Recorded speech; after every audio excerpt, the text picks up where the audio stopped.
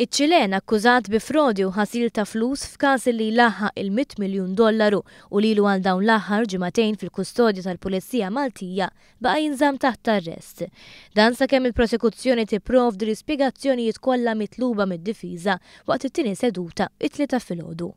Kienu tnejn il-punti ewlenin li qajmet id-diviża ta' Alberto Ciangraghi fis-seduta quddiem il-Maġistrat Aron Buġejja. L-imparzjalità u l-validità tal-akkużi miġuba kontra l-akkużat f'pajjiżu u li waslet għat-talba tal-estradizzjoni tiegħu u t-talba għal-laptop tal-akkużat li għadu fiċ-Ċili u li huwa kruċjali għad-difiża tiegħu. Id-difiża rimarkat li l-Qorti Ċilena li semmet il-każ ta' Ciangraghi f'April li għadda u li ffaċilitat it-talba l-estradizzjoni ma kienitx imparzjali. Dan għax wieħed mill-imħalfin li ddeċieda kellu interess dirett li l-akkużat jinstab ħati f'pajjiżu peress il-familja tas-sieħba tiegħu kienu wħud mill-vittmi tiegħu. L-Uffiċċju tal-Avukat Ġenerali ntalab jikkonferma li dan l-imħallef irrikuża ruħu mill-każ fiċ-Ċili biex bekk ikun hemm smigħ xieraq fl-eventwalità li jingħata l-permess tal-estradizzjoni. Fid-dawn li fiċ-Ċili tresqu persuni brabta mill-istess każijiet ta' frodi fosthom l-akkużat stess, id-difiża staqsiet għaliex l-akkużat mhuwiex mixli b'kompliċità u għalhekk ippruvaw jitfgħu dubju fuq min kien lit wara l-akkuża.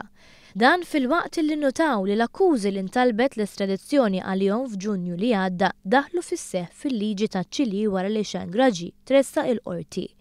Għal-risposti ta' dawn id-domandi, il-Maġistrat Buġejja talab l-Uffiċċju tal-Avukat Ġenerali biex jikseb l-informazzjoni mitluba mill-awtoritajiet Ċileni sas-seduta li jmiss fl-4 ta' Jannar.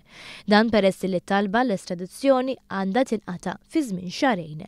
Id-difiża talbet biex il-laptop ta' Ċilen li ma kienx issekwestrat jinġib minn pajjiżu peress li fih dokumenti li skontom juru li hu innoċenti.